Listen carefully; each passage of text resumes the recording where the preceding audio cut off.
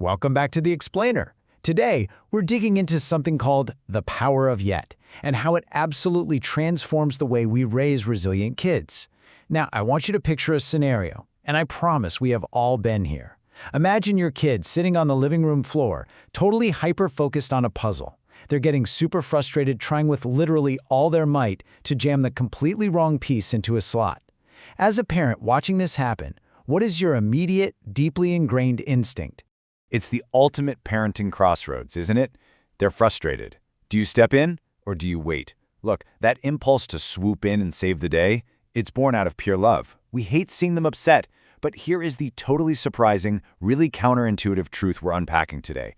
Every single time we rush in to solve that puzzle or fix that falling block tower, we might actually be quietly robbing them of something incredibly valuable.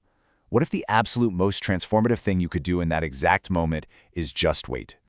Okay, let's clear the air right out of the gate because I know exactly what you might be thinking. Letting a child struggle does not mean neglect. We are absolutely not talking about ignoring a kid in true distress. Obviously, if they're hungry, hurt, or genuinely scared, we respond instantly, no questions asked. We are their safety net. But the kind of struggle we're talking about today is completely different. We're talking about safe, developmental struggle. You know, the kind where they're trying, they're failing, they're grunting in frustration, but they are entirely safe. Because this right here, this is the exact zone where so many of us step in way too fast. And the reason stepping in too fast is a problem is because of the hidden message it sends. Think about it. When your kid looks up totally exasperated and yells, "I can't do it," and we instantly reply by just doing it for them, we are silently handing them this message. Yep, this was too hard for you. We don't mean to, but that's exactly how it lands in their developing brains. We accidentally tell them that feeling frustrated means they should quit, instead of it being a signal to try a different approach. Over time, they actually start believing that message. It's not that they aren't capable, it's just that we aren't giving them the window to discover their own capability. So how do we flip the script? Well, it actually comes down to one magic number: 10. Sometimes the literal only thing standing between a child giving up and a child discovering their own resilience is just 10 more seconds. Building resilience isn't actually about doing less for our kids, it's just about doing it differently. And it starts with this tiny but incredibly difficult shift. Just hit pause. Count to 10 in your head. Now I'm warning you, in parent time, those 10 seconds are going to feel like 3 hours, but you will be blown away by how often they actually figure the problem out on their own, right inside that 10-second window. Okay, but what if you count to 10 and they're still stuck? Do you swoop in then? Well, no. We've got a specific playbook for this. Step 1, like we just said, is that 10-second pause. Step 2, you acknowledge the struggle before you even think about assisting. Don't jump to the solution. Just get down on their eye level and say something like, "Wow, I can see this is really hard." This is crucial, right? Because when a kid feels seen and validated in their frustration, their nervous system actually dials down, which means they stay engaged. And then we hit step 3. Step 3 is adding the magic word, yet. When they look at you totally defeated and say, "I can't do it," you just calmly reply, "You can't do it yet." It's such a massive cognitive shift packed into 3 tiny letters. Because yet implies a journey, right? It tells them that this current failure is just a temporary layover on the way to success. It totally transforms failure from a dead-end street into a bridge. You're validating their reality. Sure, you can't do it right this second, but you are holding the door wide open for what they're capable of tomorrow. And then the magic happens. Because you waited, and you validated, and you dropped that yet, they finally get it. The piece clicks in. But hold on. How we respond in this victory moment is just as critical. Our gut instinct is usually to cheer, "Oh my gosh, you're so smart." But here's the thing. True resilience doesn't come from being told you're naturally a genius. It comes from recognizing persistence. So instead of praising their innate smarts, try shifting to, "Wow, you kept trying. You didn't give up." We really want to praise the grit and the sweat it took to get there. Now, as your kids grow up, your role in all this struggle has to evolve too. It's like shifting gears. When they're under 3, you're basically the guide.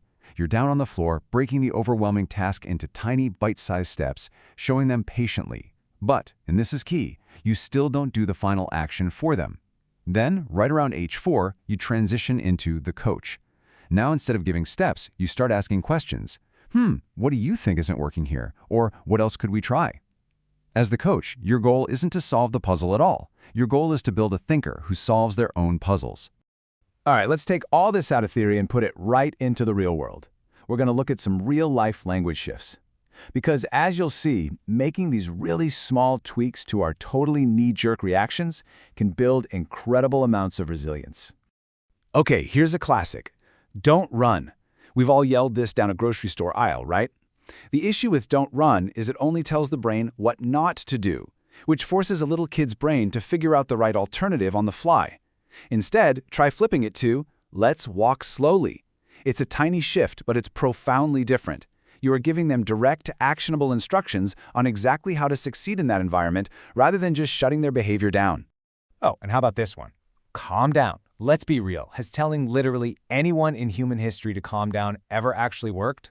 Almost never. Usually it just pours gas on the fire because it totally dismisses their feelings. So we shift away from that. Instead, we say, you seem really upset. Want to tell me what happened? See the difference?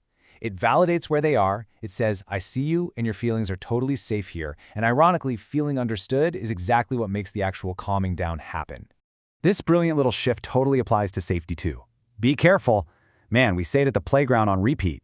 But really think about it. What does careful actually mean to a toddler dangling on a rope bridge? It's super vague. It usually just spikes their anxiety without giving them a tool. So instead, give them the tool. Hold the railing. You just replaced a vague, scary warning with a really specific physical instruction. You're completely empowering them to keep themselves safe. And finally, the holy grail of parenting phrases, because I said so. Look, this is just pure control. It demands blind obedience. But if our goal is to raise thoughtful, resilient humans, we have to make the shift from pure control over to deep connection. So try this. I chose this because it's safer. Let me explain. Kids don't just need us barking orders at them. They crave understanding. When you take 2 seconds to explain the why behind your boundary, you build an unbelievable amount of trust. So let's wrap up everything we've talked about today. If you only take away 3 things from this explainer, make it these. Number 1, a little bit of safe struggle is absolutely not a bad thing. In fact, it is literally essential for your kids' growth. Number 2, remember to evolve your role. Be the guide when they're little and morph into the questioning coach as they grow. And number 3, building resilience doesn't take these massive, exhausting parenting overhauls. It happens right there in those tiny, everyday language shifts. So the very next time your child looks up at you, totally defeated by that one impossible puzzle piece, and says, I can't do it, I challenge you to just pause, take a breath, count to 10, and add that one little magical word, yet. And while you watch them try again, ask yourself this. Are we raising kids who just wait around to get rescued? Or are we raising kids who know exactly how to rise on their own?